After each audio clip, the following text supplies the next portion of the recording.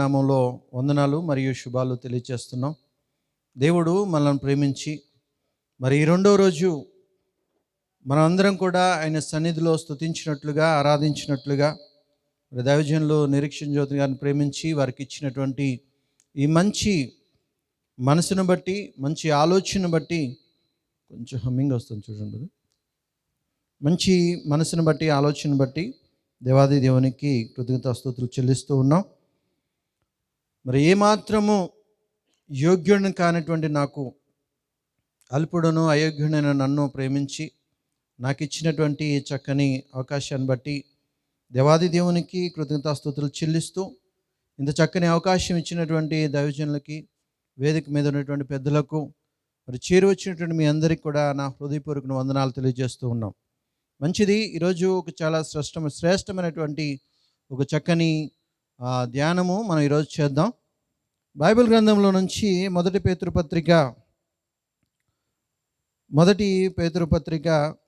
3వ అధ్యాయము 10వ వచనాన్ని ఒక్కసారి మనం ఆలోచన చేద్దాం. మొదటి పేతురుపత్రిక 3వ అధ్యాయము 10వ వచనం. జీవమును ప్రేమించి మంచి దినములు చూడగోరువాడు చెడ్డదానిని పలుకకుండా తన నాలుకను కపటపు మాటలు చెప్పకుండా తన పెదవులను కాచుకొనవలెను. అతడు కీడు నుండి తొలగి మేలు చేయవలెను, సమాధానమును వెతికి దానిని వెంటాడవలెను. ప్రభువు కన్నులు నీతిమంతుల మీదను, ఆయన చెవులు వారి ప్రార్థనల వైపులను ఉన్నవి కానీ ప్రభువు ముఖము కీడు చేయవారికి విరోధముగా ఉన్నది. ప్రార్థన చేద్దామండి. ఒక మాట ప్రార్థన చేద్దాం. దయగలిగిన తండ్రి, మహోన్నతుడా, మహాగణుడా, మీకు వందనాలు. నిజంగా ప్రభువా, ఈ రెండో దినమున మేమందరం కూడా మీ మాటలు వినడానికి ప్రభువా మేము సిద్ధపడుతూ ఉండగా అయా మీరు కృప చూపించండి. నాలో నాయనా ఏమాత్రం కూడా మంచితనం లేకపోయినప్పటికీ మీరు ప్రేమించి ఇచ్చిన ఈ కృపకై వందనాలు. అల్పుడును అయోగ్యుడు నన్ను నిలబెట్టుకొని ప్రభువా మీరు మాట్లాడటానికి ప్రభువా అయా మీరు కృప చూపించిన విధానం బట్టి వందనాలు. నా ఆలోచన కాదు, నా హృదయ వాంఛ కాదు, నా ఉద్దేశ్యం కాదు, కానీ ప్రభువా మీరే మాట్లాడమని ప్రాధేయపడుతున్నాం. మీ నోటి మాటను ప్రభువా నా యందు ఉంచి నైనా మీరే మాట్లాడమని వేడుకుంటూ ఉన్నాం. వినగలిగే చెవిని, గ్రహించగల హృదయాన్ని మీరు మాకు దయచేయమని, అపవాదిని వాడు దురాత్మ మన నుంచి దూరంగా ఉంచమని యేసుక్రీస్తు వారి పుణ్యనామాన ప్రార్థించి అడిగి వేడుకుంటున్నాం మా ప్రియ పరలోకపు తండ్రి, ఆమేన్. మంచిది. ప్రభునందు ప్రియమైన దేవుని బిడ్డలారా, ఈరోజు ప్రతి మనిషి కూడా తన జీవితంలో మంచి దినాలు అనుభవించాలని కోరుకుంటాడు. మంచి రోజులు కావాలని కోరుకుంటాడు. తన జీవితం అంతా సుఖముగానో నెమ్మదిగానో వెళ్ళబుచ్చాలని కోరుకుంటాడు. మనం ఆలోచన చేస్తే ఏదో శ్రమల్లో ఉన్నప్పుడు, ఇబ్బందుల్లో ఉన్నప్పుడు, కష్టాల్లో ఉన్నప్పుడు మనిషి మాట్లాడతాడు, ఏమన్నా తెలుసా, ఏం పర్వాలేదమ్మా, ముందున్నవి మంచి రోజులు అంటుంటాడు. ముందున్నాయి మంచి రోజులు, మంచి రోజులు రాబోతున్నాయి అని మాట్లాడుతూ ఉన్నారు. ఒక విధంగా మనం ఆలోచన చేస్తే దేవుడు వాస్తవానికి 6 దినాలు చేస్తే 6 దినములు దేవుడు మంచిదిగానే చేశాడు. ఏ రోజైనా ఏ దినాన్ని బట్టి అయినా ఇది చెడ్డది అన్నాడా? అనలా. ప్రతిరోజు కూడా మంచిదే, ఇది మంచిది, ఇది మంచిది అన్నాడు. కానీ ఎఫెసీ పత్రిక వచ్చేటప్పటికి దినములు చెడ్డవి గనక అన్నాడు. దినములు చెడ్డవి గనక సమయమును పోనీయక సద్వినియోగము చేసుకొనొచ్చు అజ్ఞానుల వల్లే కాక జ్ఞానుల వల్లే నడుచుకునే వాళ్ళని పౌలు గారు మాట్లాడారు. మనం గమనించగలిగితే ఇంతకీ దినములు చెడ్డవిగా మారినయా, లేకపోతే ఈ దినముల్లో బ్రతుకుతున్నటువంటి మనుషులు చెడ్డవారిగా మారారా? మీరు చూడండి, సూర్యుడు ఉదయించినటువంటి ఆ యొక్క దిక్కు ఏదైతే ఉందో, భూమి పుట్టిన దగ్గర నుంచి, సూర్యుడు పుట్టిన దగ్గర నుంచి తూర్పునే ఉదయిస్తున్నాడు. అవునా కదా? ఈరోజైనా వేరే దిక్కులో ఎప్పుడైనా ఉదయించాడా? సూర్యుడికి దేవుడు ఏదైతే ఆదేశించాడో దాని ప్రకారంగానే సూర్యుడు ఇప్పటి వరకు పనిచేస్తూనే ఉన్నాడు. తన క్రమం తప్పలేదు. ఏదైతే దేవుడు నియమించాడో, ఏదైతే దానికి ఆజ్ఞాపించాడో, సృష్టి మొత్తానికి కూడా అండి, మరి సృష్టి మొత్తానికి కూడా దేవుడు ఆజ్ఞాపించిన యావత్తు సృష్టి నెరవేరుస్తూనే ఉంది. అందుకే యేసుక్రీస్తు వారు కూడా ప్రార్థన నేర్పించాడు. పరలోకమందున్న మా తండ్రి, మీ నామము పరిశుద్ధపరచబడునుగాక, నీ రాజ్యం మాకు వచ్చునుగాక, నీ చిత్తము పరలోకమందు నెరవేరుచున్నట్లు భూమి యందును నెరవేరునుగాక అన్నాడు. ఇక్కడ ఒక మాట ఆలోచన చేద్దాం. ఇంతకీ భూమి యందు దేవుని చిత్తం నెరవేరుతుందా, నెరవేరట్లేదా? అంటే ఖచ్చితంగా నెరవేరట్లేదనే దాని భావంతోనే నెరవేరాలి అని ప్రార్థన చేపిస్తూ ఉన్నాడు. ఎవరు యందు నెరవేరట్లేదు భూమి మీద? సృష్టి అంతా దేవుని చిత్తాన్ని నెరవేరుస్తుంది. ప్రకృతి అంతా దేవుని చిత్తాన్ని నెరవేరుస్తుంది. దేవుని పోలిక, దేవుని స్వరూపం అని చెప్పబడుతున్నటువంటి ఈ మనిషి ఎవరైతే ఉన్నారో, ఈ మనిషిలో మాత్రమే దేవుని చిత్తం నెరవేర్చబడట్లేదు. అవునా కదా? కేవలం మనిషి యొక్క హృదయంలో, మనిషి యొక్క ఆలోచనలు, మనిషి యొక్క ఉద్దేశాలు, వాడి పరిస్థితులన్నీ ఎలా ఉన్నాయంటే దేవునికి వ్యతిరేకంగా ఉన్నాయి. సృష్టి మొత్తంలో కూడా దేవుని చిత్తం చాలా చక్కగా నెరవేర్చబడుతుంది. కానీ ఎవరి నిమిత్తమైతే సృష్టి పుట్టిందో, ఎవరి నిమిత్తమైతే ఈ ప్రకృతి అంతా తయారు చేయబడిందో, ఆ మనిషి, మూల కారకుడైనటువంటి ఆ మనిషి మాత్రం తన చిత్తం నుండి తప్పిపోయాడు. ఎప్పుడైతే మనిషి తప్పిపోయాడో, ఎప్పుడైతే దేవుని చిత్తమును కాదని తన స్వయిష్టాన్ని నెరవేర్చుకోవడానికి ఎప్పుడైతే మనిషి దేవుని మాటను కాదని తన సొంత ఇష్టాన్ని నెరవేర్చుకోవడానికి ఎప్పుడైతే ప్రయత్నం చేశాడో, ఆ రోజే అతనికి దినములు చెడ్డవిగా మారిపోయినాయి. అంటే దినాలు చెడ్డవిగా మారలేదు, తన పరిస్థితి చెడ్డదైపోయింది, తన ప్రవర్తన చెడ్డదైపోయింది. మీరు గమనించగలిగితే ఈ భూమి మీద ఏ తల్లిదండ్రులైనా తన పిల్లలు బాధపడటం, ఇబ్బంది పడటం, కష్టపడటం ఎవరికైనా ఇష్టమా? ఏ తల్లిదండ్రులకు కూడా ఇష్టం ఉండదు. ఎందుకని? నేను పడితే పడ్డాను కానీ కష్టం నా కొడుకు పడకూడదు అనుకుంటాడు తండ్రి. నేను పడితే పడ్డాను కానీ కష్టం నా కూతురు పడకూడదు అనుకుంటుంది తల్లి. అవునా కదా? అంటే భూమి మీద చెడ్డవారమైనటువంటి మనకే ఒక మంచి ఆలోచన ఉంది. ఏంటో తెలుసా? మా పిల్లలు కష్టపడకూడదు. అందుకే చూడండి, వీరు తిన్నా తినకపోయినా పిల్లలకు ఖచ్చితంగా తినిపిస్తారు. వీరికి సరైనటువంటి వస్త్రం ఉన్నా లేకపోయినా పిల్లలకు మంచి వస్త్రాలు తెప్పిస్తారు. అమ్మా నీకు సరిగా లేవు కదమ్మా వస్త్రాలు అంటే, నాకేముందమ్మా నేను ఇంట్లో ఉంటాను, నువ్వు బయట తిరిగేవాడు కదా అని బయట తిరిగే వ్యక్తికి, కుమారుడికో కుమార్తెకో ఖచ్చితంగా మంచి వస్త్రాలు ఉండాలని వాటిని తీసుకొచ్చి ఇస్తారు కదా. అంటే భూమి మీద చెడ్డవారైనటువంటి మనమే మన పిల్లలకు మంచి ఈవులు ఇవ్వాలని ఎరిగి ఉన్నప్పుడు మన పరలోకపు తండ్రి మనల్ని ఎందుకు కష్టపెట్టాలనుకుంటాడు చెప్పండి? మనల్ని ఎందుకు ఇబ్బంది పెట్టాలనుకుంటాడు చెప్పండి? ఒక విషయాన్ని మనం గమనించాలి ప్రభునందు ప్రియమైన దేవుని బిడ్డలారా. ఈరోజు మనిషి ఎందుకు చింత అనుభవిస్తున్నాడు, ఎందుకు బాధలు అనుభవిస్తున్నాడు, ఈరోజు మనిషికి ఎందుకు ఈరోజు యొక్క దినములు చెడ్డవైపోయినాయి? ఈరోజు ప్రతి మనిషి మాట్లాడే మాట ఏంటో తెలుసా? బయటికి వెళ్ళమాకండి, జాగ్రత్త, దినములు చెడ్డవిగా ఉన్నాయి అంటాడు. రోజులు బాగోలేదు అంటాడు. అవునా కదా? రోజులు బాగోపోవడానికి రోజులకి ఏమైందమ్మా? రోజులు ఎప్పుడు ఒకేలాగా ఉన్నాయి. ఎండాకాలము దాని కాలము చక్కగా ఎండలు వస్తూనే ఉన్నాయి అండి, వానాకాలము దాని కాలమున వానలు కురుస్తూనే ఉన్నాయి, చలికాలము దాని కాలమున చక్కగా చలి వస్తూనే ఉంది. ఏ కాలంలో మార్పు వచ్చింది? ఏ కాలంలో మార్పు వచ్చింది? ఏ ప్రకృతిలో మార్పు వచ్చింది చెప్పండి? ఏమంటే మామిడి చెట్టుకి ప్రారంభం నుంచి మామిడికాయలే కాస్తా ఉన్నాయా కదా? మీరు ఏ చెట్టునైనా చూడండి, దాని క్రమాన్ని అది ఖచ్చితంగా నెరవేరుస్తుంది. దేవుడు ఏదైతే వాటికి ఆజ్ఞ ఇచ్చాడో ఆ ఆజ్ఞను ఖచ్చితంగా అవి నెరవేరుస్తున్నాయి. మరి ఎవరు నెరవేర్చట్లేదంటే కేవలం భూమి మీద పుట్టినటువంటి ఈ మనిషి. మనకంటే గొప్పవి, పెద్దవి, ఆకాశంలో సూర్యుడు, చంద్రుడు, నక్షత్రాలు, గ్రహాలు, ఏమంటే పెద్ద పెద్ద మరి తిమింగలాలు సైతము, సింహాలు సైతము, ఏనుగులు సైతము, ఒంటెలు సైతము, మనకంటే బలము కలిగినటువంటి ఎన్ని ఉన్నాయో అవన్నీ కూడా ఖచ్చితంగా దేవుని చిత్తానికి లోబడుతూ ఉన్నాయి.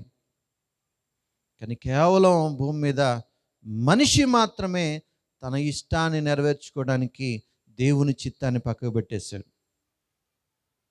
నీ ఇష్టాన్ని నువ్వు నెరవేర్చుకోవడానికి దేవుని చిత్తాన్ని పక్కకు పెడితే దేవుడు అమాయకుడా?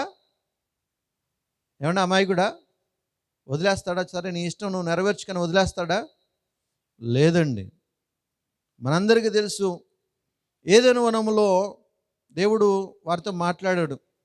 ఇదిగో, మీరు తోట చెట్ల ఫలములన్నిటినీ మీరు నిరభ్యంతరముగా తినవచ్చు, కానీ ఈ తోట మధ్యలో ఉన్నటువంటి ఒకే ఒక చెట్టు ఫలమును మీరు తినకూడదు అని ఆజ్ఞాపించాడు.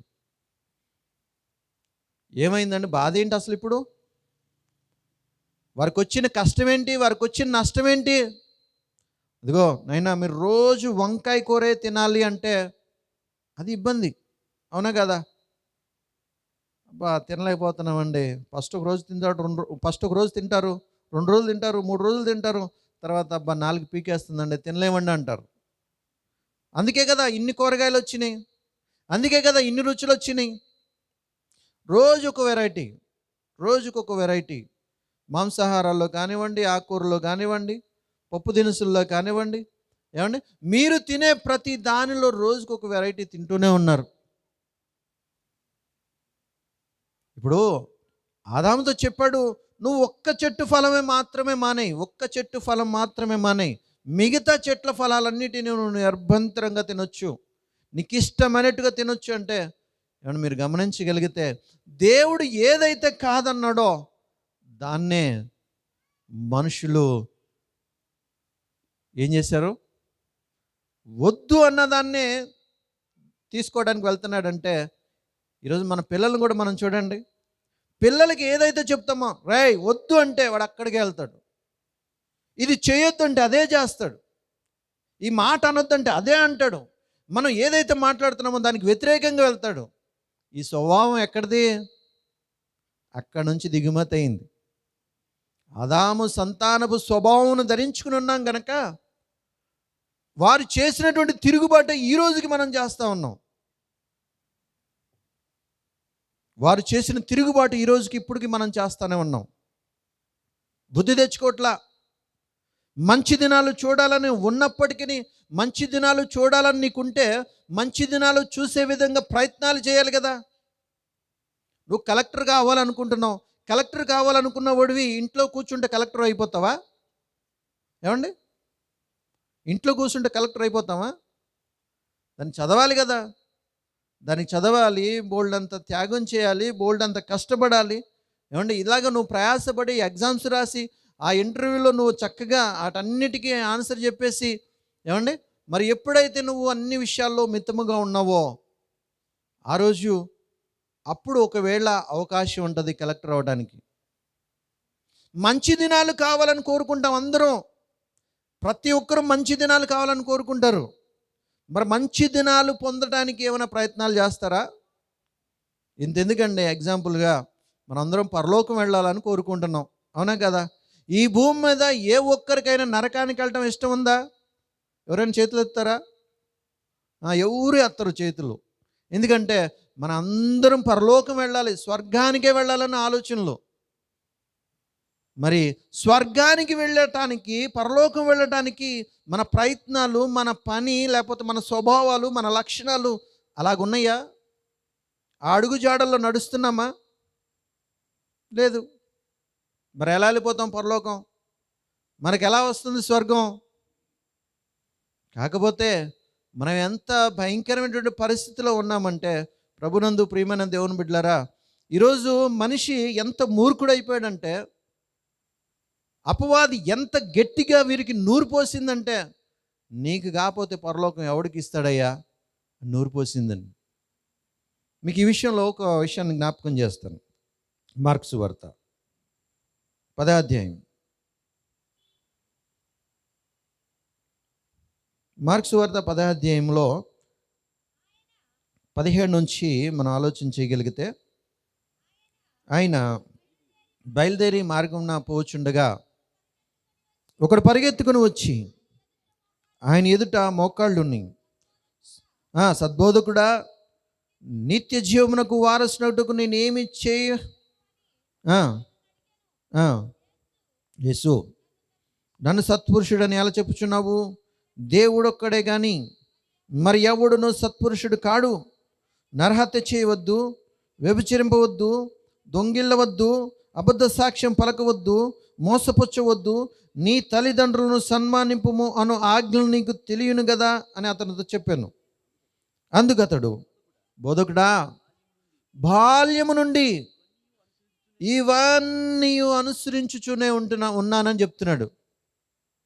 యేసుక్రీస్తు వారు అతను చూసి ప్రేమించాడండి. నిజంగా ఇశ్రాయేలీల్లో ఇలాంటి వాడిని నేను చూడలేదు అన్నంతగా మెచ్చుకున్నాడు. యేసు అతన్ని చూసి నిజంగా మెచ్చుకున్నాడండి. ఎందుకంటే నిజంగా ఇతను బాల్యము నుండి ఇవన్నీ అనుసరిస్తున్నాడు అంటారా? 10 ఆజ్ఞలు ఉన్నాయి కదండి, 10 ఆజ్ఞలు. ఈ 10 ఆజ్ఞలు బాల్యము నుండి అనుసరిస్తున్నాడు అంటారా? ఏదైనా తప్పిపోయాడు అంటారా? ఏదైనా ఒకవేళ తప్పిపోయి ఉంటే యేసుక్రీస్తు వారు సర్వము ఎరిగినవాడు గనక ఖచ్చితంగా అనేవాడే, ఇదిగో నువ్వు విశ్రాంతి దినాన్ని ఆచరించట్లేదు, లేదు నువ్వు నీ తల్లిదండ్రులను సన్మానించట్లేదు, లేదు నిన్ను వల్ల నీ పొరుగు వారిని నువ్వు ప్రేమించట్లేదు, నువ్వు ఏదో ఒక రోజు ఏదో ఒక విధంగా ఏదో ఒక ఆజ్ఞను తప్పిపోయావని ఖచ్చితంగా రుజువు చేసేవాడే. ఎందుకంటే యేసుక్రీస్తు వారికి వాడి ట్రాక్ తెలియనిది కాదు, వాడి జీవిత దినాలు తెలియనిది కాదు, వాడి మనసులో ఏముందో తెలియనిది కాదు. వాడు పుట్టక ముందే, పుట్టిన తర్వాత వాడి జీవితం అంతా ఎన్ని దినాలు బ్రతికాడో, ఎన్ని సంవత్సరాలు బ్రతికాడో, ఏమంటే రోజు రోజుకి ఏ ట్రాక్లో అతను నడిచాడో సమస్త హిస్టరీ ఆయన దగ్గర ఉంది. ఎన్ని మాటలు మాట్లాడాడో, ఎన్ని మోహపు చూపులు చూశాడో, ఎన్ని దురాలోచనలు చేశాడో, ఎన్ని ఆజ్ఞలను తప్పిపోయాడో సమస్తం ఆయన దృష్టిలో, ఆయన బుక్కులో ఉన్నాయండి. అలాంటప్పుడు నిజంగా యేసుక్రీస్తు అతను మెచ్చుకున్నాడు. అలాగైతే నీకు ఒక్కటి కొదువుగా ఉంది. ఏంటది? నీ ఆస్తి. నీవు పోయి నీ ఆస్తిని అమ్మి పేదలకు పంచిపెట్టు, ఆ తర్వాత నువ్వు వచ్చి నన్ను వెంబడించంటే, అతడు ఆ మాటకు ముఖము చిన్నబుచ్చుకొని దుఃఖపడుచు వెళ్ళిపోయాడంటండి. ఇక్కడ ఒక విషయం ఆగుదాం. మనం గమనించగలిగితే 10 ఆజ్ఞలు చిన్ననాటి నుంచి బాల్యము నుండి పాటిస్తున్నటువంటి అతనికే ఒక భయం ఉంది. ఏం భయం అది? నేను నిత్య జీవానికి వెళ్తానా లేదా, నేను నరకం నుంచి తప్పించుకుంటానా లేదా అనే భయం ఉంది. అంటే అతని ఉద్దేశం ఏంటంటే, నేను ఖచ్చితంగా నిత్య జీవానికి వెళ్ళాలి, అందుకే ఈ ఆజ్ఞలన్నీ పాటిస్తున్నాను, ఈ 10 ఆజ్ఞలు నేను పాటిస్తున్నానంటే దానికి కారణం అదే, నేను నిత్య జీవానికి వెళ్ళాలి.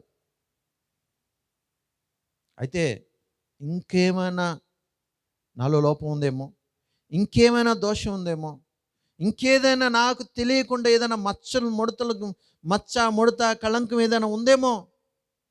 యేసుక్రీస్తు వారు సర్వం ఎరిగినవాడు గనక, ఆయన సత్పురుషుడు, సద్బోధకుడు గనక, ఆయన చక్కగా మరి మనసులో ఉన్నదాన్ని కూడా చెప్పగలడు గనక ఆయన దగ్గరికి వెళితే ఇంకేదైనా ఉంటే చెప్పేస్తాడు అనుకున్నాడు. నిజమే, అతను అనుకున్నట్టుగానే, ఊహించినట్టుగానే యేసుక్రీస్తు వారు చెప్పాడు. అయితే నీకు ఒక్కటే కొదువుకుంది. మనకెన్ని కొదువుకున్నాయి? ఆయనకు ఒక్కటే కొదువండి, మనకెన్ని కొదువా? మనకు ఒక ఆజ్ఞేనా? మన బాల్యం నుండి విడిచిపెట్టేయండి, బాల్యం నుంచి విడిచిపెట్టేయండి. బాల్యం నుంచి మనం అందరం కూడా వాస్తవానికి మనం గమనించగలిగితే ఆదికాండము 6వ అధ్యాయము 5వ వచనంలో రాయబడిన మాట ఏంటంటే, నరుల చెడుతనము భూమి మీద గొప్పదనియు, వారి హృదయం యొక్క తలంపుల్లోని ఊహ అంతయు ఎల్లప్పుడూ కేవలము చెడ్డదని యెహోవా చూశాడు.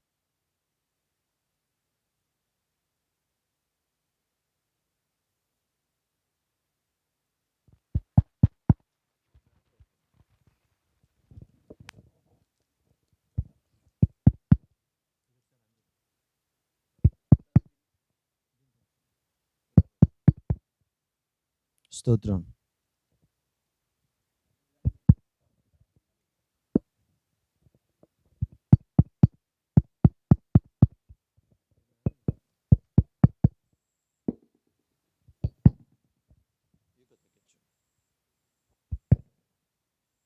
స్తోత్రం. అందరం హల్లెలూయా చెప్పండి ఒకసారి. దేవుని నామానికి మహిమ కలుగును గాక. దానికి స్తోత్రం. ఇప్పుడు మనం గమనించగలిగితే నరుల చెడుతనము భూమి మీద గొప్పది. వారి హృదయం యొక్క తలంపుల్లోని ఊహ కూడా, కనీసం ఊహ ఆలోచన కూడా మంచిది కాదటండి. అంటే ఉన్న పరిస్థితులన్నీ ఎలాంటివి? క్రియలు చెడ్డవే, బ్రతుకు చెడ్డదే, ఆలోచనలు చెడ్డవే, ఊహలు చెడ్డవే. ఏమంటే సమస్తము చెడ్డది చెడ్డది చెడ్డది, అన్నీ చెడ్డవే. బాల్యము నుండి కూడా పాపము చేసి పాప స్వభావంలో ఎదిగి పాపులుగానే ఉన్నాం. అందుకే నీతిమంతుడు లేడు, ఒక్కడును లేడు, ఏ భేదము లేదు, అందరూ పాపం చేసి దేవుడు అనుగ్రహించి మహిమను పొందలేకపోతున్నారు. వాస్తవం కదా. అంటే అతనేమో బాల్యము నుండి వీటన్నిటిని అనుసరిస్తున్నాడట. మనమేమో కనీసం బాల్యము నుండి పక్కన పెడదాం, కనీసం బాప్తీసం తీసుకున్న దగ్గర నుంచి. బాప్తీసం తీసుకున్నారు ఎంతమంది అండి? సుమారుగా హ్యాండ్ రేట్ చేయండి. చాలా సంతోషం. బాప్తీసం తీసుకున్న దగ్గర నుంచి ఏ రోజు కూడా నేను పాపం చేయలేదండి అని అన్నవారు ఒక్కసారి గుండెల మీద చేసుకుని చెప్పగలరా? ఎనిబడి, ఎవరైనా? ఇది చాలా క్రిటికల్, చాలా. ఎందుకంటే అండి, మనం నిలబడుతున్నాము అంటే దేవుడు మనల్ని చూస్తున్నాడు. మనం నిలబడుతున్నామంటే దేవుడు మనల్ని చూస్తున్నాడు. ఆయనకి తెలియదంటూ ఏమీ లేదు. ఆయన సమస్తము ఎరిగినవాడు. అయితే ఆయన ఎదుట మనం పవిత్రులుగాను, నిర్దోషులుగాను, యథార్థవంతులుగాను, మచ్చ మడత కళంకము లేని వారిగా బాప్తిసం తీసుకున్న నాటి నుంచి బ్రతకాలి. ఎంతమందికి ఉందా బ్రతుకు? పోనీలే ఏదోలండి, నా జీవితంలో బాప్తిసం తీసుకున్న దగ్గర నుంచి ఆ ఒక్క రోజేనండి తప్పిపోయాను అంటారా? ఆ ఒక్క రోజేనా? కాదు. పోనీ ఆ ఒక్క నెలేనా? కాదు. పోనీ ఆ ఒక్క సంవత్సరమేనా? లేదు. ఇది ఎలా అయిపోయిందంటే మామూలు అయిపోయింది. మళ్ళా మొదట మనకున్న స్థితిని మర్చిపోయి, కడగబడిన పంది బురదలో దొర్లినట్లు, కుక్క తన వాంతికి మరలినట్లు ఎంతమంది తిరగలేదు చెప్పండి? దేవుని మూలముగా పుట్టినవాడు పాపము చెయ్యడు, చెయ్యజాలడు. అది. ఇంకా పాపం చేస్తే నువ్వు చావలేదని అర్థం. ఇంకా దురాలోచనలు ఉంటే నువ్వు చావలేదని అర్థం. మనం క్రీస్తుకు సమీపస్తులుగా వచ్చాం. ఈ లోకం నుండి వేరై ప్రత్యేకంగా దేవుని రాజ్యంలోనికి వచ్చాం. దేవుని సంఘము, దేవుని రాజ్యం అనేటువంటి, ఏమండి, ఆయన రాజ్యంలో మనం చేర్చబడ్డాం. ఆయన రాజ్యంలో నీతి, సమాధానం ఉంటాయి, యథార్థత, పరిశుద్ధత ఉంటాయి. ఇక్కడ కూడా పాత బ్రతుకును మనం ఎక్కడ కూడా చూపించాం అనుకోండి, నిష్ప్రయోజనం. ఒకప్పుడు చీకటిలో ఉన్నాం, ఇప్పుడు వెలుగులోకి వచ్చాం. వెలుగులోకి వచ్చిన తర్వాత కూడా చీకటి ఉంటే ఇంకేంటి ఉపయోగం? వెలుగులోకి వచ్చిన తర్వాత కూడా చీకటిలో ఉంటే ఉపయోగం ఏంటి? ఒక్కసారి గమనించాలి ప్రభునందు ప్రియమైన దేవుని బిడ్డలారా. ఇంతకు నువ్వు వెలుగులోనే ఉన్నావా, లేదు ఇంకా చీకటిలోనే ఉన్నావా? చాలాసార్లు అపవాది మనల్ని ఎలా భ్రమింపజేస్తుందంటే, ఇదిగోండి, ఈరోజు ఈ లైట్ ఉంది, ఈ లైట్ని మనం చూస్తున్నాం, ఈ లైట్ కింద మనం ఉన్నాం, వెలుగులో ఉన్నాం. ఈ లైట్ వేసినప్పుడు ఈ చీకటి అంతా పోయింది. అందుకే ఈ దరిదాపుల్లో చీకటి అనేది ఉండదు. ఎప్పుడైతే కరెంటు పోయిద్దో ఆటోమేటిక్గా ఏమొస్తుంది? చీకటి వచ్చేస్తుంది. కానీ అపవాది మన మనోనేత్రాలు గుడ్డితనం కలిగజేసి అది ఏం చేస్తుందో తెలుసా? నీకు ఒక మంచి పోస్టరు బాగా వెలుగులు విరజిమ్ముతున్నటువంటి పోస్టర్ ఒకటి వేసి, లైట్ ఫోకస్ కాంతివంతంగా చక్కగా ఒక ఫోకస్ చేసి, ఏమండి ఆ పోస్టర్ నీకు చూపిస్తుంది. ఇప్పుడు వెలుగుతున్న లైటు ఆ లైట్ కింద ఉంటే మనకి వెలుగు వస్తుంది. కానీ ఈ లైట్ తీసేసి ఆ బొమ్మ, ఆ పోస్టరు, ఆ వెలుగుతున్నటువంటి లైట్ బొమ్మ లేదా ఫోటో అనుకుందాం, ఆ పోస్టర్ని ఒకవేళ అక్కడ పెడితే ఈ చీకట్లో వెలుగు వస్తుందా? రాదు. కానీ అపవాదం ఏం చేస్తుందో తెలుసా? మనం మనోనేత్రాలకు గుడ్డితనం కలిగజేసి, ఇదిగో నువ్వు లైట్ కింద ఉన్నావు, కావాలంటే చూడు, ఇదిగో ఆ పోస్టర్ చూడు, అదంతా లైటే, అలా మార్చేసిందండి. పాపము చేస్తూ కూడా ఇంకా నేను పరిశుద్ధుడిని, ఇంకా నేను దేవుని కుమారుని, ఇంకా నేను దేవుని రాజ్యంలో ఉన్నాను, ఇంకా నాకు కాకపోతే పరలోకం దేవుడు ఎవరికి ఇస్తారనే భ్రమలో ఈరోజు ఎంతమంది బ్రతకట్లేదు చెప్పండి. అదేమంటే మనకు ఒక సాకు ఉందండి. అదేమంటే మనకు ఒక నానుడి మాట ఉందండి. ఏంటో తెలుసా? దేవుడు ఎంత ఘోర పాపినైనా క్షమిస్తాడు. అవును, క్షమిస్తాడు. నువ్వు ఎంత ఘోర పాపివైనా క్షమిస్తాడు ఆయన, అందులో సమస్య లేదు. ఎప్పుడు క్షమిస్తాడు? ఎప్పుడు క్షమిస్తాడు? యేసుక్రీస్తు వారు శిలువ మీద ఒక మాట పలికాడు. ఏమని? తండ్రి, వీరేమి చేయుచున్నారు, వీరికి తెలియదు కనుక క్షమించు అన్నాడు. మరి తెలిసి చేస్తే మీరు క్షమిస్తారా? ఒకప్పుడు అండి, మీ పిల్లలు ఏదైనా తప్పు చేసినప్పుడు మీరు సర్లే చిన్నోడు పిల్లోడు తెలియక చేస్తాడని క్షమిస్తారు. అదే తప్పు మరలా చేశాడు, ఒక దెబ్బ కొడతారు. అదే తప్పు మరలా చేశాడు, ఈసారి గట్టిగా వార్నింగ్ ఇస్తారు, గట్టిగా శిక్ష వేస్తారు. మరలా చేస్తున్నాడు, ఏం చేస్తాడు? ఏం చేస్తాడు? ఒకసారి ఆదికాండం, దీన్ని ఇలాగే ఉంచండి, మరలా వద్దాం. ఆదికాండం 6వ అధ్యాయం.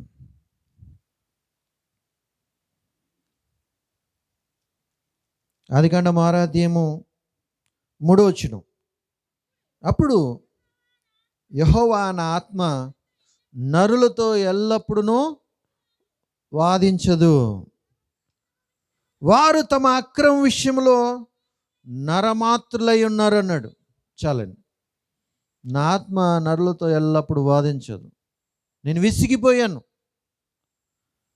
విసిగిపోయాను వారితో వాదించడానికి, నేను వాదించలేనిగా. అప్పుడప్పుడు చూడండి, చాలామంది పెద్దవారు తల్లిదండ్రులు పిల్లలతో అంటుంటారు, అయ్యా నేను నీతో వాదించలేను, ఇంక నేను నీతో అరవలేను, నీతో నేను మాట్లాడలేను, నీ ఇష్టం, ఉంటావా ఇలా ఉండు, లేదా నీ ఇష్టం వచ్చింది చేసుకొని వదిలేస్తాం. దేవుడు కూడా ఆయన ఒకటే చెప్తున్నాడు, ఇంక నేను వాదించిన వారితో. దేవుడేమో నా పిల్లలు నాలాగా ఉంటారు, నేను పరిశుద్ధుడి కనుక వారు పరిశుద్ధులుగా ఉండాలని కోరుకుంటూ ఉంటే, నా పోలికలో నా స్వరూపంలో నేను వారిని తయారు చేసుకుంటే వారు ఎలా ఉన్నారంటే, నేను కేవలం నరుణ్ణి, మనిషిని కనుక, రక్త మాంసాలతో ఉన్నాను కనుక పాపం చేస్తున్నానటువంటి ఆలోచనలు ఇప్పటికీ మనిషి కలిగి ఉన్నాడు. ప్రభునందు ప్రియమైన దేవుని బిడ్డలారా, రక్త మాంసాలు ఉన్నాయి కనుక పాపం చేయాలా? అదేమంటే ఉప్పు కారం తింటున్నాం కదండి అంటారు. ఉప్పు కారం తింటే పాపం చేయాలా? చేయాల్సిందేనా? ఒక మాట ఆలోచన చేయండి. యేసుక్రీస్తు వారు మన పోలికలో మన స్వరూపంలో మనకంటే దారుణంగా రిక్తుడిగా అంటే దాసుడిగా ఆయన పుట్టాడు. మనమైనా కనీసం భవనంలో పుట్టాం, ఆయన చివరికి ఎక్కడ పుట్టాడు? పశువుల పాకలో. మనకైనా చలి కాచుకోవడానికి చుట్టూ గోడలు ఉన్నాయి, ఆయనకి అలాంటిది ఏమీ లేదు. మనకైనా పట్టుపరుపులు ఉన్నాయి, ఆయనకి అలాంటిది ఏమీ లేదు. పశువులు మేసేటువంటి ఆ యొక్క గడ్డి, అది తాగేటువంటి ఆ తొట్టి, అది ఆయన పరిస్థితి. అంత సామాన్యంగా పుట్టి ఆయన ఎదిగినటువంటి ఆ జీవితం, ఆయన యొక్క బ్రతుకు ఎలాంటిదో తెలుసండి? ఆయన బ్రతుకు మొత్తంలో మాట్లాడతాడు, నాలో పాపం ఉన్నదని మీలో ఎవడు స్థాపించునన్నాడు. అంతేకాదు, ఆయన కూడా రక్త మాంసాల్లో పాలివాడయ్యాడు. ఈరోజు నువ్వు ఎందుకురా పాపం చేస్తున్నావు అంటే, రక్త మాంసాలు కదండి, ఉప్పు కారం తింటున్నాం కదని సాకులు చెప్తాం. కానీ అదే ఉప్పు కారం యేసుక్రీస్తు తిన్నాడు, అదే రక్త మాంసాలతో ఆయన వచ్చాడు. నీకున్నట్టుగానే కోరికలు, నీకున్నట్టుగానే ఆలోచనలు, నీకున్నట్టుగానే సమస్తం ఆయనకున్నాయి. కానీ ఏ రోజు ఆయన దేవుని చిత్తం నుండి తొలగిపోలేదు. ఈరోజు మనం అంటున్నాం రక్త మాంసాలతో ఉన్నా కనుక పాపం చేస్తున్నామని. యేసుక్రీస్తు వారు అదే రక్త మాంసాలతో వచ్చి ఇదిగో ఇలా బ్రతకాలని చూపించాడు ఆయన. అంటే దేవుని పోలిక, దేవుని స్వరూపం ఆయన పోగొట్టుకోలేదు. ఈరోజు మనం అందరం ఆ పోలికను, ఆ స్వరూపాన్ని మనం పోగొట్టుకున్నాం. అదేమంటే మనం నరులమే అనుకుంటున్నాం. అయ్యా, నువ్వు నరుడు అనే దానికంటే ముందు కూడా నువ్వు దేవుని కుమార్తెవు, దేవుని కుమారుడువు. అవునండి, మీరు దేవుని కుమారులు, మీరు దేవుని కుమార్తెలు. మీ మూలం అది, మీ ప్రారంభం అది. మనిషికి అర్థం కావట్లా. ఎంత చెప్పినా ఏమండి, పాపం చేయనోడు ఎవడున్నాడండి ఈ భూమి మీద అంటాడు. ఎవరున్నారండి ఈరోజు నీతిమంతులు అని అడుగుతారు. ఎవరో సంగతి నీకెందుకు, నువ్వు నిలబడలేవా? ఎవరో సంగతి నీకెందుకు, నువ్వు స్థిరపడలేవా? అంటే ఒక నిలబడితే నువ్వు నిలబడతావా? వాడు నరకానికి వెళ్తాడు, నువ్వు వెళ్తావా? వాడు పెంట తింటాడు, నువ్వు తింటావా? అక్కడ మాత్రం ఒప్పుకోం. అట్ట కుదరదండి. నీ అంతటికి నువ్వు నిలబడు. ప్రభునందు ప్రియమైన దేవుని బిడ్డలారా, దేవుడేమో వీరు నా స్వభావంలో, నా ఆలోచనలో నాలాగా బ్రతకాలని దేవుడు కోరుకుంటే, మన పరిస్థితులన్నీ ఎలా ఉన్నాయంట? నరమాతృలుగానే బ్రతకడానికి ఇష్టపడుతున్నాం. నరమాతృలుగానే. నరమాత్రం అంటే ఏంటో తెలుసా అండి? నరుడు అంటే ఏంటో తెలుసా? ఈ లోకం వరకే నరయాత్ర అయినా, నర జీవితమైనా అంతా కేవలం 60-70 సంవత్సరాల జీవితానికే. ఇది ఒక నటన వంటిది, ఒక కళ వంటిదని మనకు తెలుసు. ఈ కళ వంటి జీవితంలో, నటన వంటి జీవితంలో ఏమంటే ఈ నరవేషం ఉంది. కానీ ఎప్పుడైతే ఈ కళ ముగిసిపోయిందో, ఈ నటన ముగిసిపోయిందో, ఈ నరవేషం అంతమైపోతుంది. అప్పుడు మీరేమవుతారో తెలుసా? ఏమంటే పునరుద్ధానమునందు ఇదిగో ఈమెకు 5 భర్తలు ఉన్నారు. ఒకరి తర్వాత ఒకరు పెళ్లి చేసుకుంది.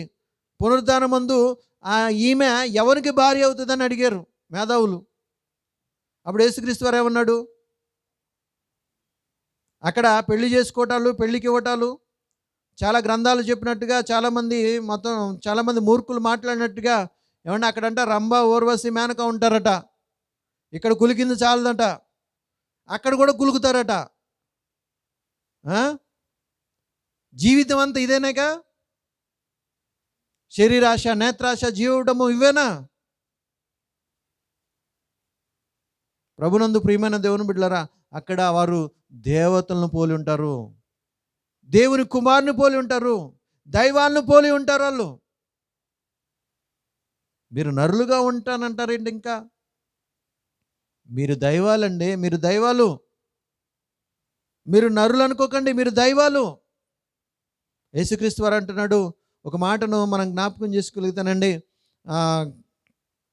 కీర్తన గ్రంథము 82వ అధ్యాయము, కీర్తన గ్రంథము 82వ అధ్యాయం మొదటి వచనాన్ని మనం చూడగలిగితే, దేవుని సమాజంలో దేవుడు నిలిచి ఉన్నాడు, దైవముల మధ్య ఆయన తీర్పు తీర్చుచున్నాడు. ఒక నిమిషం ఆలోచిద్దాం. దేవుని సమాజంలో దేవుడు నిల్చున్నాడట, దైవముల మధ్య ఆయన తీర్పు తీరుస్తున్నాడట. మనం మాట్లాడుతుంటాం, మనం కూడా చెప్తుంటాం, ఎక్కడ 2-3 కూడి ఉంటారో వారి మధ్య ఎవరు ఉంటారట? దేవుడు ఉంటాడు. ఉండి ఏం చేస్తాడు ఆయన? ఎక్కడ 2-3 కూడి ఉంటారో వారి మధ్య దేవుడు ఉంటాడు. ఉండి ఏం చేస్తాడు ఆయన? ఇప్పుడు మనం ఇంతమంది కూడి ఉన్నాం, ఇదిగో ఇప్పుడు దేవుడు ఉన్నాడు, ఇక్కడ దేవుడు ఉన్నాడు. ఎలా ఉన్నాడు? వాక్య రూపంలో, శబ్ద ఆకారంలో, ఆత్మస్వరూపిగా ఆయన ఇక్కడ ఉన్నాడు.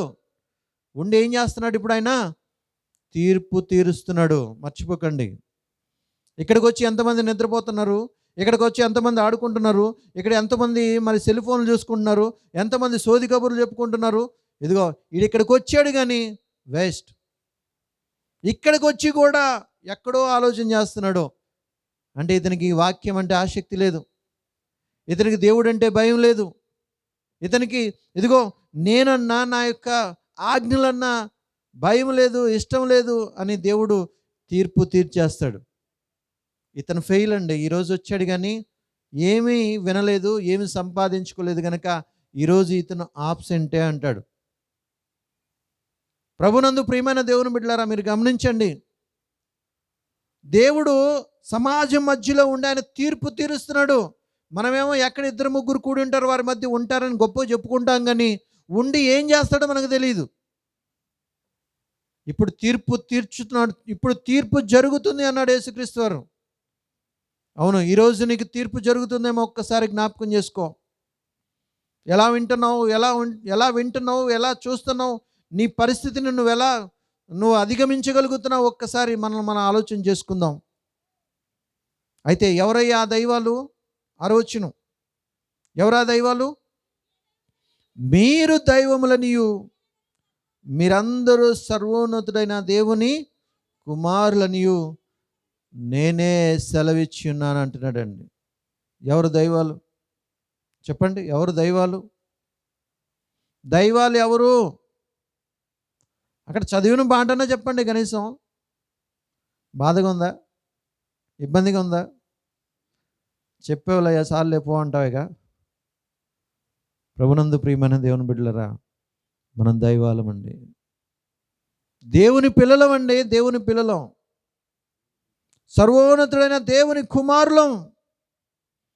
శరీరంతో ఉన్నంత వరకే లింగభేదం, కానీ ఈ శరీరాన్ని విడిచిపెట్టావంటే ఆత్మకు లింగభేదం లేదు, ఆత్మకు లింగభేదం లేదు. ఈ శరీరంతో ఉన్నంత వరకే నువ్వు స్త్రీవో పురుషుడివో, కుమారుడువో కుమార్తెవో, తల్లివో తండ్రివో, కూతురువో అల్లుడువో, ఇదంతా ఇదిగో ఈ నటనలో ఈ పాత్రలో ఉన్నంత వరకు మాత్రమే, ఈ జీవితం అనే నటనలో ఉన్నంత వరకు మాత్రమే ఈ నరుని గెటప్పు. కానీ అసలు నీ జీవితం ఏంటంటే నువ్వు దేవుని కుమారుడు, నువ్వు దైవానివి.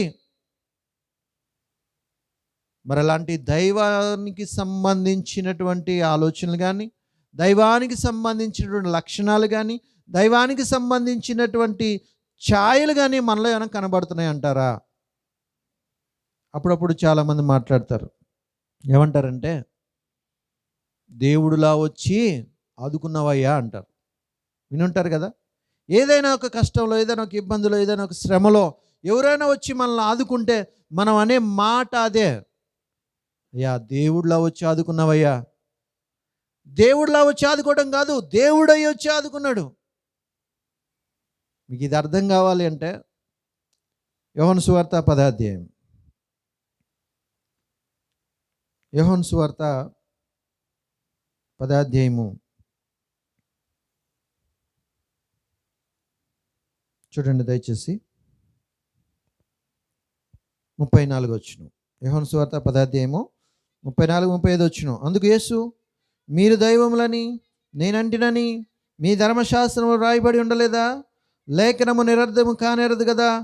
దేవుని వాక్యము ఎవరికి వచ్చెనో వారే దైవములని నేను చెప్పిన ఎడల, నేను దేవుని కుమారుడని చెప్పినందుకు తండ్రి ప్రతిష్ఠ చేసి ఈ లోకంలోనికి పంపిన వానితో నీవు దేవదూషణ చేయుచున్నావని చెప్పుదురా అని అడుగుతున్నాడు.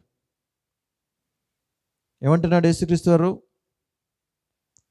లేఖనం ఏం చెప్పిందట మనం గమనించగలిగితే, ప్రభునందు ప్రియమైన దేవుని బిడ్డలారా, దేవుని వాక్యము ఎవరికి వచ్చెనో వారే ఎవరో దైవములు. దేవుని వాక్యము ఎవరికి వచ్చినా వారే దైవములు. మీకు వచ్చా? దేవుని వాక్యం వచ్చా? చదవటం వచ్చా? దేవుని వాక్యం చదవటం రాదా? వినటం రాదా? ఆచరించటం రాదా? దేవుని వాక్యాన్ని ఆచరించటం, దేవుని వాక్యము రావటం అంటే తెలిసి ఉండటం కాదు. మనకున్నటువంటి రోగము తగ్గాలి అంటే పారాసెటమాల్ టాబ్లెట్ వేసుకుంటే తగ్గిద్ది అని తెలిసి ఉండడం కాదు. టాబ్లెట్లు తెచ్చుకున్నారండి, జ్వరం వచ్చింది, డాక్టర్ గారి దగ్గరికి వెళ్ళారు, టాబ్లెట్లు తెచ్చుకున్నారు. ఏమంటే తీసుకొచ్చి టాబ్లెట్లు కేవలం మీ అరమరలో పెట్టుకున్నారు లేదా ఫ్రిడ్జ్లో పెట్టుకున్నారు. రోగం తగ్గిద్దా? తగ్గదు. టాబ్లెట్లు తీసుకొచ్చి అరమరలో పెట్టుకుంటే రోగం తగ్గదు. మరి ఎక్కడ వేసుకోవాలి? మన బాడీలో వేసుకోవాలి. ఎప్పుడైతే ఆ పారాసెటమాల్ బాడీలోకి వెళ్ళి ఆ జ్వరానికి సంబంధించినటువంటి ఆ క్రిములు ఏవైతే ఉంటాయో, ఆ వైరస్ ఏదైతే ఉంటుందో వాటిని చంపేస్తుంది. చంపేసి ఇతనికి ఆరోగ్యాన్ని ఇస్తుంది. ఈరోజు చాలామంది అంటారు, మాకు తెలుసులే ఆ వాక్యం, మాకు తెలియదేంటి? నిన్ను వల్ల నీ పొరుగు వారిని ప్రేమించిన మాట మాకు తెలీదా? వ్యభిచారం చేయకూడదని మాకు తెలీదా? దొంగతనం చేయకూడదని మాకు తెలీదా? ఇవన్నీ చెప్తారు. తెలుసు. తెలియదు ఎవరికి? తెలిసి గనక నీకు పరలోకం ఇచ్చేస్తానంటాడా దేవుడు? నీకు వాక్యం తెలుసు కనుక పరలోకం ఇస్తానంటాడా?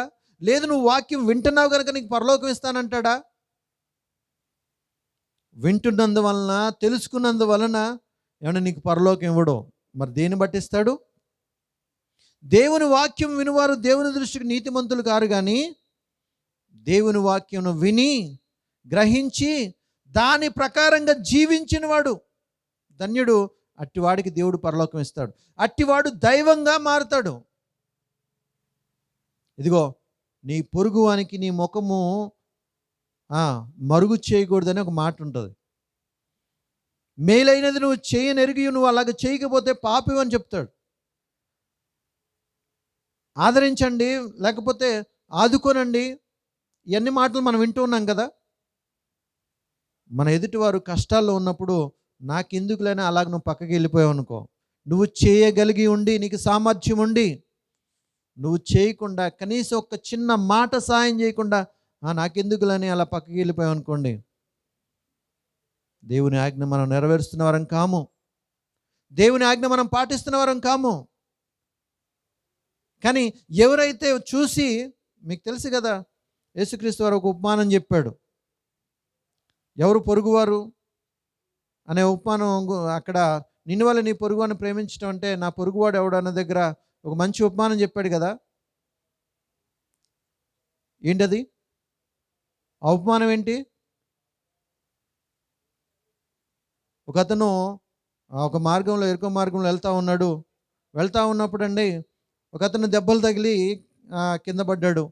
దొంగల చేత కొట్టబడిన తర్వాత ఏమండి మరి ఒక లేవీడు వచ్చాడు, తర్వాత ఒక యాజకుడు వచ్చాడు.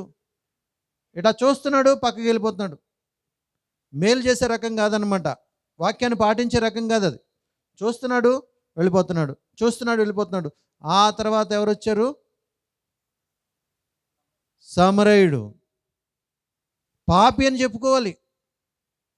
అతను వచ్చాడు, చూశాడు, అయ్యయ్యో దెబ్బలతో అలమటిస్తున్నాడు అని చెప్పి చక్కగా ఏదో గాయాలు కట్టాడు, నూనె పోసాడు. తర్వాత ఎవరో ఒక పూటకోళ్ళు అని ఇంటి దగ్గర చేర్చాడు. ఇదిగో నాయనా ఇతను జాగ్రత్తగా ట్రీట్మెంట్ జాగ్రత్తగా చూడు, ఇదిగో నేను ఖర్చు పెడుతున్నాను, నా దగ్గర ఉన్న ఇస్తున్నాను, చాలకపోతే ఇంకా ఇస్తానని చెప్పి ఏమన్నా అతనికి అప్పచెప్పి వెళ్ళిపోయాడు. ఇప్పుడు ఇందులో ఎవరయ్యా పొరుగువాని ప్రేమించేవాడు? ఎవడు? ఎవరైతే సహాయం చేశాడో అతనే. అతను వాక్యాన్ని నెరవేర్చాడు.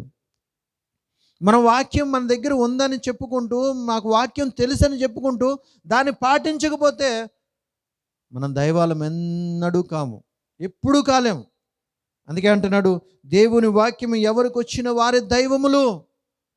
వాడు దైవమై వచ్చి నీకు సహాయం చేశాడు. అందుకే ఆ మాట పుట్టింది, దేవుడిలా వచ్చి ఆదుకున్నావనే మాట.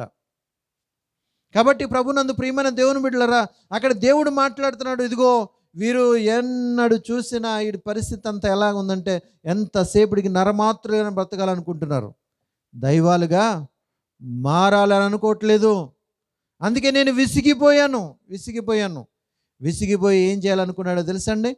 ఇదిగో ఈ భూమి మీద ఉన్నటువంటి జంతువులను, పక్షులను, చెట్లను, ప్రకృతిని మొత్తాన్ని నాశనం చేయాలనుకున్నాడు. ఇప్పుడు జలప్రళయం ఎందుకు వచ్చింది చెప్పండి? మంచి దినం కాస్త ఆ రోజు ఉగ్రత దినంగా ఎందుకు మారిపోయింది? నీ పాపాన్ని బట్టి, నా పాపాన్ని బట్టి కాదా? వారు చేసినటువంటి పాపాన్ని బట్టి కాదా? ప్రభునందు ప్రియమైన దేవుని బిడ్డలారా, గమనించండి ఒకసారి. మనం మంచివారమైతే ఎవడు నిన్ను మాట అనడు. ఒకవేళ ఎవడైనా నీ మంచితనం చూసి ఓర్చుకోలేక ఏమంటే స్వార్థంతో అంటే అనొచ్చేమో కానీ, మనం మంచివారమైతే ఎవడు నిన్ను దెబ్బ కొట్టడానికి అవకాశం లేదు. గమనించండి ఒకసారి. దినాలు మంచివే, కానీ మన క్రియలను బట్టి ఏమంటే రోజులు బాగోలేదంటున్నాం. మన పరిస్థితులను బట్టి రోజులు బాగోలేదంటున్నాం.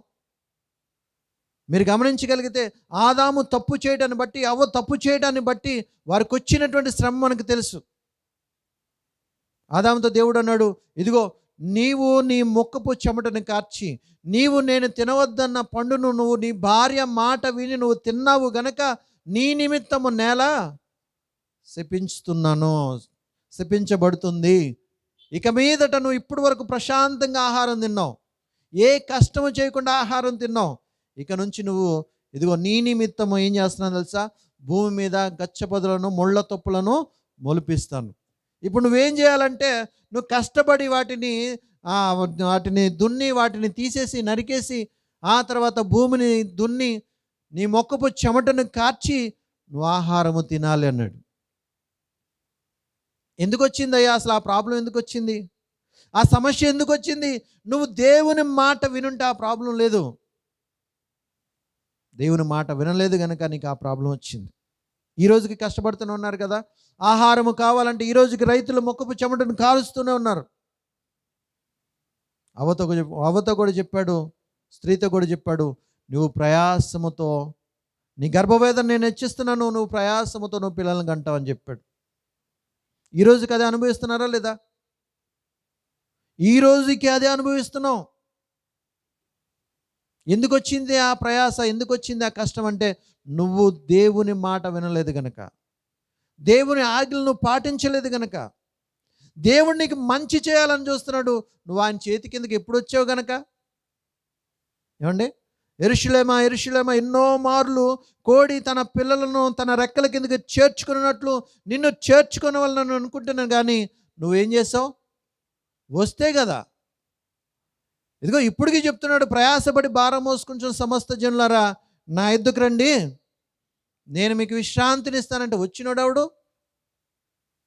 వచ్చినోరు ఎవరండి?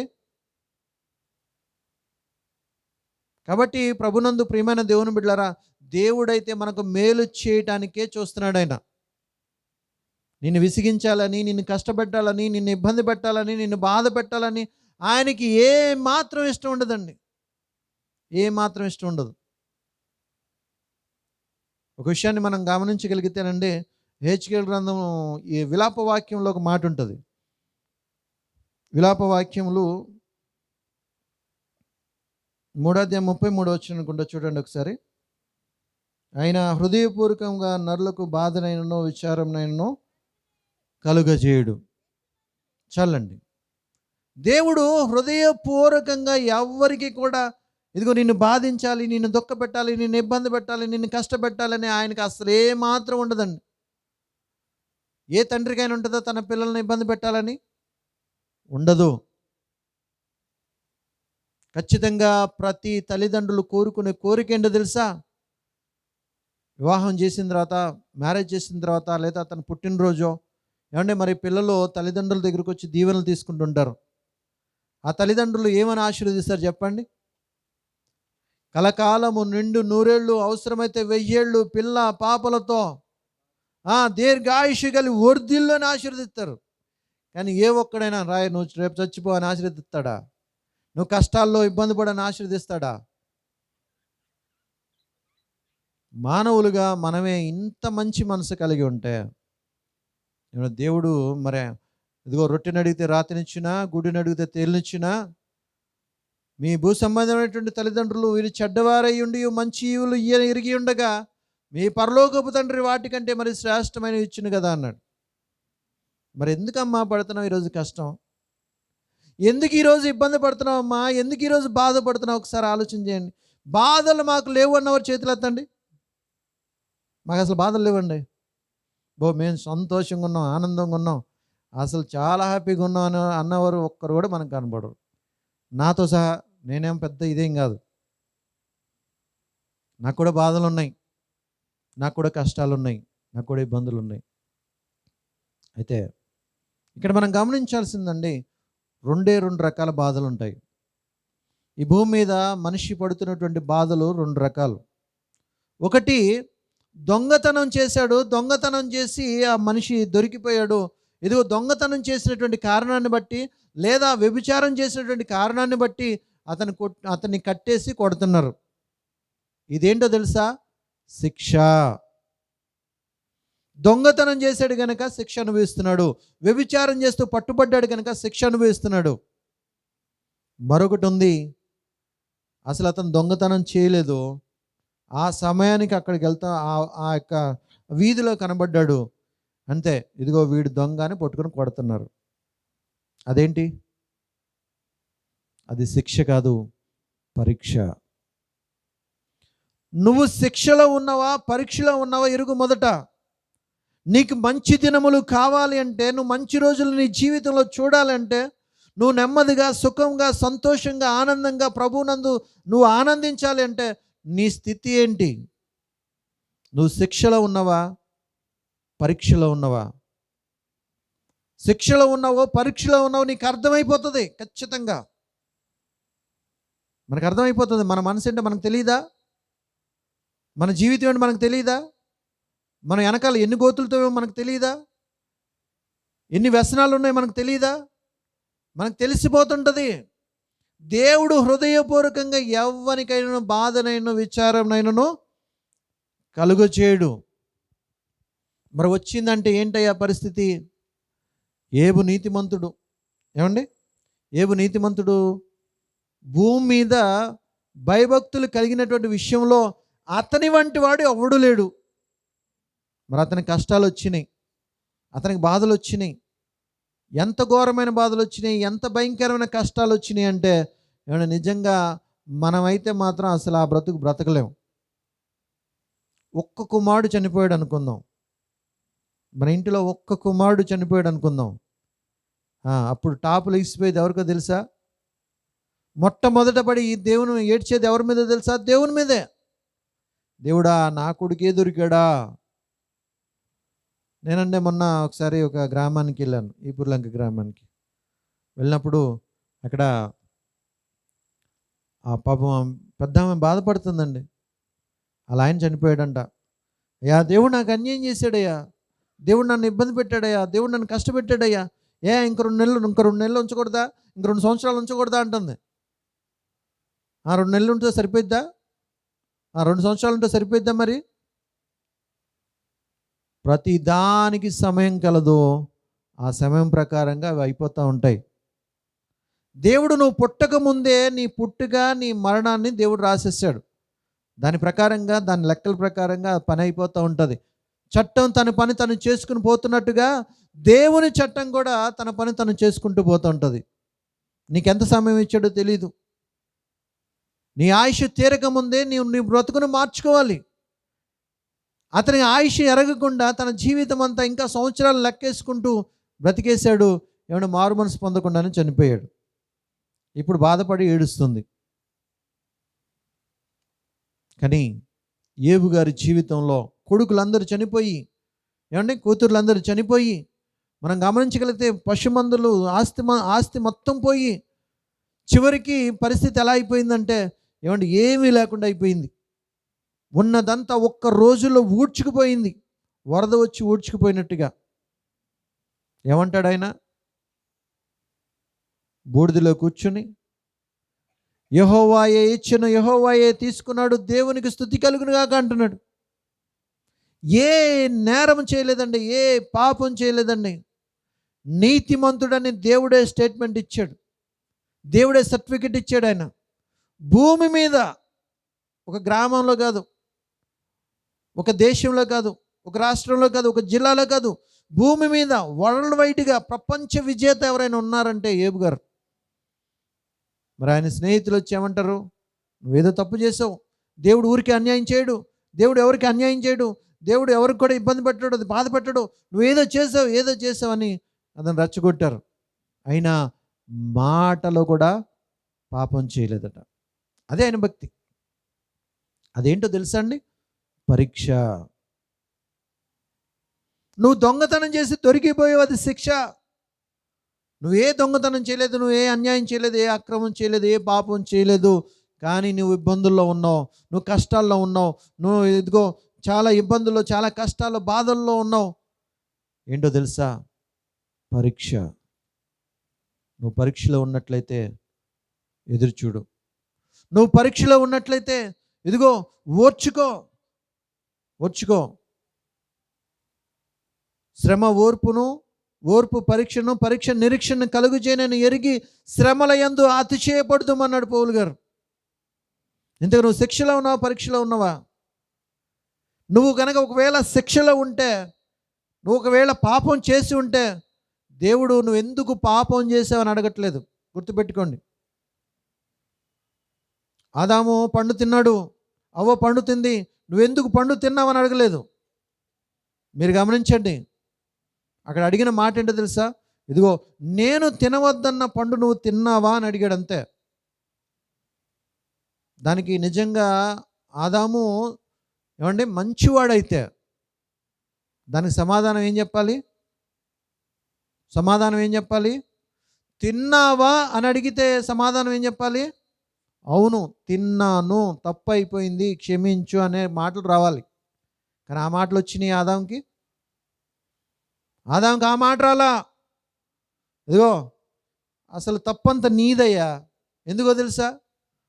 నాకేదో సాటి అయిన సహకారి అన్నావు, నాకేదో సహకారిగా ఉంటుంది అన్నావు, నేను ఒంటరిగా ఉండటం మంచిది కాదన్నావు, నాకు తీసుకొచ్చి పెట్టావు, ఈ యొక్క భయంకరమైనటువంటి ఈ తగలాట నాకు తగిలించావు. ఇప్పుడు నువ్వు తగిలించావు కనుక ఆమె వెళ్ళి పండు తీసుకొచ్చింది, ఆమె తీసుకొచ్చి ఆమె తింది, తర్వాత నాకు ఇచ్చింది కనుక, ఆమె ఇచ్చింది కనుక నేను తిన్నాను. అసలు నువ్వే కనుక ఆమెను చేయకపోతే, ఆమెను పుట్టించకపోతే ఆమె వెళ్ళి పండు కోసుకొచ్చేది కాదు, ఆమె తినేది కాదు, నాకు ఇచ్చేది కాదు, నేను తినేవాడిని కాదు. ఇప్పుడు ఓవరాల్గా తప్పు ఎవరిది? నీది. ఈ రోజుకి మనం అదే సాకులు చెప్తున్నాం. ఈ రోజుకి అదే ఆలోచనలను నరమాత్రులుగానే ఉంటున్నాం, నర ఆలోచనలను బ్రతుకుతున్నాం.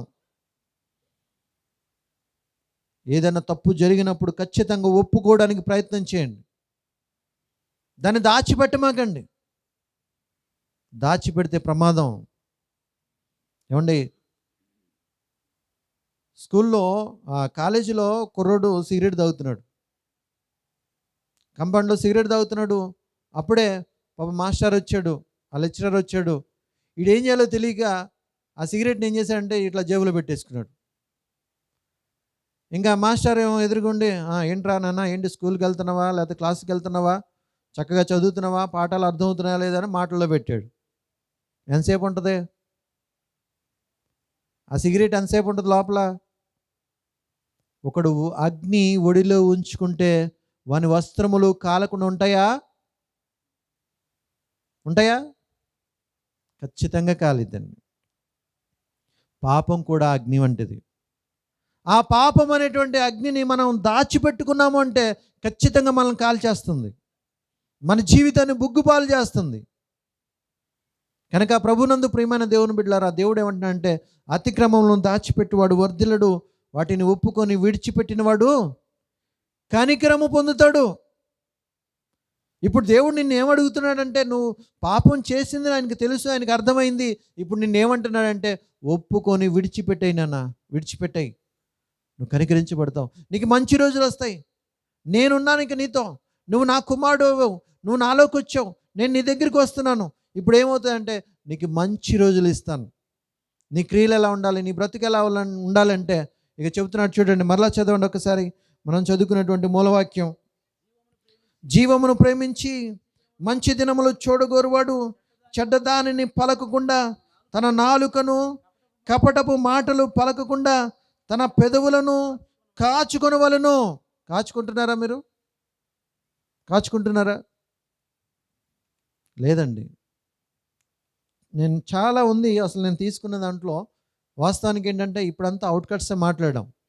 ఇది ఇంకా మాట్లాడాలంటే ఇంకో 2 గంటలు పట్టింది. ఇప్పటికే చలిలో చాలామంది ఇబ్బంది పడుతున్నారు కనుక ఈ విషయంలో ఒక్క మాట చెప్పి ముగించేస్తాను. ఎందుకంటే ఆల్రెడీ టైం 10 అయింది. అయితే ఇప్పుడు కపటపు మాటలు పలకుండా, చెడ్డ మాటలు పలకుండా మన నాలుకను కానీ మన పెదవులను కానీ ఏమైనా కాచుకుంటున్నామంటారా? ఒక మాట మనం గమనించగలిగితే మత్తయి సువార్త ముగించేస్తాను. మత్తయి సువార్త 12వ అధ్యాయం.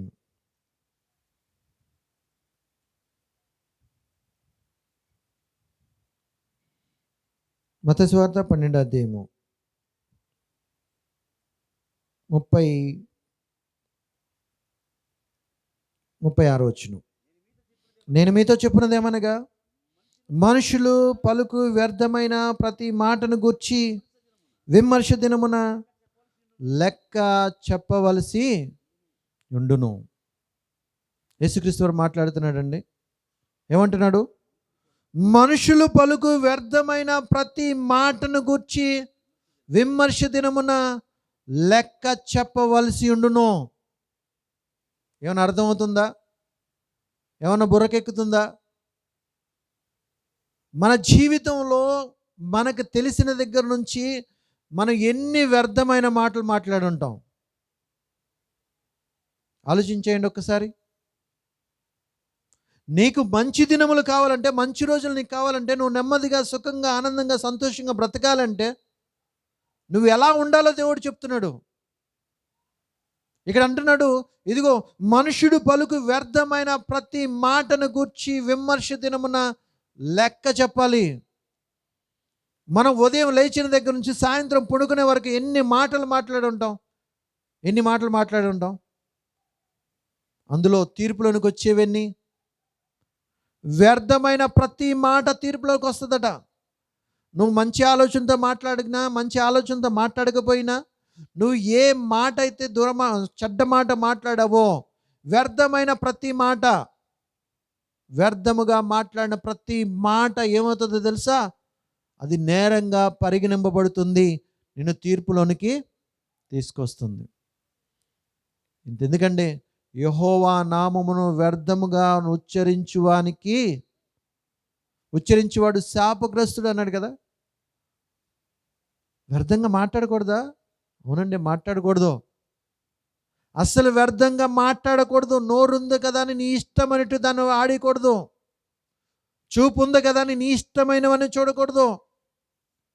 అవసరమైందే మాట్లాడాలి. అనవసరంగా మాట్లాడావంటే అది నేరం అవుతుంది. దేవుడు నిన్ను తీర్పులు తెస్తాడు. అలాగైతే మనం ఉదయం లేచిన దగ్గర నుంచి సాయంత్రం పడుకునే వరకు ఎన్ని వ్యర్థమైన మాటలు మాట్లాడుంటాం. ఇంతెందుకండి, మనమే మన పిల్లల్ని ఎన్నోసార్లు ఏమంటాం? ఏ వ్యర్థుడా, దుర్మార్గుడా, సచ్చినోడా, అవునా కదా? మీరు మాట్లాడే ప్రతి మాట తీర్పులోనికి వస్తుంది. వ్యర్థుడా అని చెప్పువాడు మహాసభకు లోనవుతాడట. ఇంకేమని అన్నాడంటే, ఇంకోటి ఒక్క నిమిషం అండి, అక్కడ ఏమంటాడంటే, ద్రోహి అని చెప్పువాడు నిత్యాగ్నికి పాలవుతాడట. ఏమండి, మన సహోదరుని వ్యర్థుడా అంటాం పాపమా? అవును. ద్రోహి అనడం పాపమా? అవును. మీరు గమనించగలిగితే చిన్న ఎగ్జాంపుల్ చెప్పి ముగించేస్తాను. జరిగింది ఆల్రెడీ. ఇశ్రాయేలును మరి ఐగుప్తు బానిసత్వం నుంచి విడిపించి మరి ఆ యొక్క పాలుతేలను ప్రవహించేటువంటి దేశానికి ఇశ్రాయేలును తరలిస్తూ ఉన్నాడు. మోరీబా జలముల దగ్గరికి వచ్చేటప్పటికి ఆ ఇశ్రాయేల్ అందరూ కూడా ఏం చేశారో తెలుసండి? మోషే మీద తిరగబడ్డారు. ఇదిగో నీళ్ళు లేకుండా మమ్మల్ని చంపడానికి తీసుకొచ్చావా అని తిరగబడుతున్నప్పుడు అండి, మరి మోషే గారు ఆ యొక్క దేవుని సన్నిధిలోనికి వెళ్ళి మోకరించి ప్రార్థన చేసినప్పుడు దేవుడు చెప్పాడు, ఇదిగో నీవు పోయి నీ కర్రను తీసుకుని వెళ్ళి నువ్వు ఆ బండతో మాట్లాడు, అది నీకు నీళ్ళు ఇస్తుందని చెప్పాడు. కానీ మోషే ఏం చేశాడు? ఆ కర్రను తీసుకున్నాడు, వెళ్ళాడు. ఏమండి, అక్కడికి వెళ్ళిన తర్వాత ఏమన్నాడు తెలుసా? ద్రోహులారా, మీ కొరకు నీళ్లు పుట్టించాలన్నాడు. కొట్టాడు, బండను కొట్టాడు. కానీ ద్రోహి అన్నవాడు ఏమవుతాడట? నిత్యాగ్ని దండనకు పాలవుతాడని బైబిల్ రాయించాడు మాట. ఆ మాటను బట్టి దేవుడు అంటే ఒకసారి మనం ఆలోచన చేయగలిగితే, ఇదిగో ఇక నువ్వు పాలు తేనెలు ప్రవహించేటువంటి దేశానికి నువ్వు వెళ్ళవు. ఈ భూ సంబంధమైనటువంటి కానానికే నువ్వు వెళ్ళవు. జాగ్రత్త, నువ్వు వెళ్ళవు అని దేవుడు ఏమంటే అక్కడ ఈ భూ సంబంధమైనటువంటి కానానికి వెళ్ళటానికే మోషే గారికే పర్మిషన్ లేదండి. మోషే గురించి దేవుడు మాట్లాడిన మాట, భూమి మీద సాత్వికుడు, నమ్మకమైన వాడు, నా ఇల్లంతట్లో నమ్మకమైన వానికే పాలు తేనెలు ప్రవహించేటువంటి, ఆఫ్టర్ ఆల్ భూమి మీద ఉన్నటువంటి పరలోకం అనేటువంటి ఈ భూ సంబంధమైనటువంటి కానానికే చేరలేకపోతే, మోషేనే చేరలేకపోతే మన బ్రతుకు ఏంటండి, మన పరిస్థితి ఏంటండి? ఒకసారి ఆలోచించండి. మన ఆత్మ సంబంధమైన కానాను పరలోకానికి వెళ్ళాలి. ఏంటి మన పరిస్థితి ఏంటి? జీవితంలో ఒక్క రోజు కూడా, ఒక్క ఆజ్ఞను కూడా మనం ఖచ్చితంగా పాటించలేదు. మరి మనం ఎలా వెళ్తామండి పరలోకానికి? మరి ఎలా ఇవ్వాలంటే నీకు మంచి రోజులు? దేవుడు ఎలా ఇవ్వాలి నీకు మంచి రోజులు? దెబ్బ కొడుతున్నాడంటే దేనికి కొడుతున్నాడు? నీకు ఇబ్బంది పడుతున్నాడంటే, నిన్ను శ్రమ పడుతున్నాడంటే దేనికోసం? సరి చేయడానికి, సరి చేసుకుంటావని. మనం సరి చేసుకోవట్లేదు కదా, ఇంకా రెచ్చిపోతున్నాం, ఇంకా దూరంగా వెళ్ళిపోతున్నాం, ఇంకా పాపం చేస్తున్నాం. కాబట్టి ప్రభునందు ప్రియమైన దేవుని బిడ్డ, ఈరోజు నువ్వు దేవుని వాక్యాన్ని పాటిస్తూ దానికి లోబడి ఆజ్ఞలను నెరవేర్చగలిగితే ఖచ్చితంగా నీకు మేలే జరుగుతుంది. ఖచ్చితంగా నువ్వు దీవించబడతావు, ఖచ్చితంగా నువ్వు మేలు పొందుకుంటావు, ఖచ్చితంగా నువ్వు ఆశీర్వదింపబడతావు. నీ రోజులన్నీ కూడా ఎలా ఉంటాయంటే, దావీదు గారు చెప్పినట్లుగా ఏమన్నాడు దావీదు గారు 23వ కీర్తన గ్రంథంలో చాలా విషయాలు చెప్పాడు కదా. నీటి కాలంలో ఎవరైనా నాటబడిన వాడనై ఆకు వాడగా తన కాలమందు ఫలమిచ్చు పచ్చని చెట్టు వలె ఉంటాను. ఆ బ్రతుకు ఎవడైనా బ్రతుకుగలడా? కాబట్టి అట్టి బ్రతుకు నీకు కావాలి అంటే 128వ కీర్తన గ్రంథంలో కూడా చెప్తాడు, యెహోవా యందు భయభక్తులు గలవారు ఇలాగ ఆశీర్వదింపబడతారని. ఆ బ్రతుకు నీకు కావాలంటే మనం ఎన్నో నేర్చుకున్నాం కదా, మనకి ఎన్నో తెలుసు. అవి కావాలంటే నువ్వేం చేయాలో తెలుసా? నీ నోటిని, నీ నాలుకను, నీ పెదవులను కాచుకోవాలి. కానీ ఎవడు కూడా నోటిని, నాలుకను సాధు చేయలేకపోతున్నాడు. యాకోబు పత్రికలో చెప్తాడు కదా 3వ అధ్యాయంలో, ఓడలు సైతం లోబడుతున్నాయట, పెద్ద పెద్ద సింహాలు సైతం లోబడుతున్నాయట, పెద్ద పెద్దవన్నీ కూడా లోబరుచుకుంటున్నాడట. కానీ చిన్న నాలుక, దాన్ని మాత్రం ఎవడు సాధు చేయలేకపోతున్నాడు. నీ నోటి మాటను బట్టే నువ్వు అపరాధివని, నీ నోటి మాటను బట్టే నేను నీతిమంతుడని తీర్పు పొందుతావు. జ్ఞాపకం చేసుకో. కాబట్టి ప్రభునందు ప్రియమైన దేవుని బిడ్డలారా, ఈ 2వ రోజు ఈ వర్తమానంలో మీరు వింటున్న మాట ఏంటో తెలుసా? మీరు మంచి దినాలు చూడాలనుకుంటే, మేలు అనుభవించాలనుకుంటే ఖచ్చితంగా మీ నోటిని, మీ మాటను, మీ చూపులను, మీ నడకను, మీ ప్రవర్తనను జాగ్రత్త చేసుకోండి. నేను వాక్యానుసారంగా ఉన్నానా లేనా? మనుషులు మభ్యపెట్టడానికి, పాస్టర్ గారిని మెప్పించడానికి భక్తి చేయమాకండి. నీకోసం నువ్వు భక్తి చేయి. నీకోసం, నీ పిల్లల కోసం నువ్వు ఏడమన్నాడు యేసుక్రీస్తు వారు. కాబట్టి ప్రభునందు ప్రియమైన దేవుని బిడ్డలారా, మనకు తెలియదంటూ ఏమీ లేదు. మనకు అన్నీ తెలుసు. తెలిసి ఉండడం ప్రాముఖ్యం కాదు, తెలిసిన దానిని ఆచరించడం ప్రాముఖ్యం. అందుకే మీకు తెలియని విషయాలు ఏమీ నేను చెప్పలేదు, అన్నీ తెలిసిన విషయాలే చెప్పాను, కేవలం జ్ఞాపకం చేశాను. కాబట్టి ఆత్మ సంగమతో చెప్పుచున్నటువంటి మాటలు చెవిగలవాడు వినుగాక. చెప్పబడినటువంటి మాటలు తండ్రైన దేవుడు మనందరి హృదయంలో ఫలింపజేసి అభివృద్ధి చేయనుగాక. ఆమేన్. అందరికీ వందనాలండి. ఈ సమయంలో మరి అధ్యక్షుల వారికి అప్పగిస్తున్న సమయం.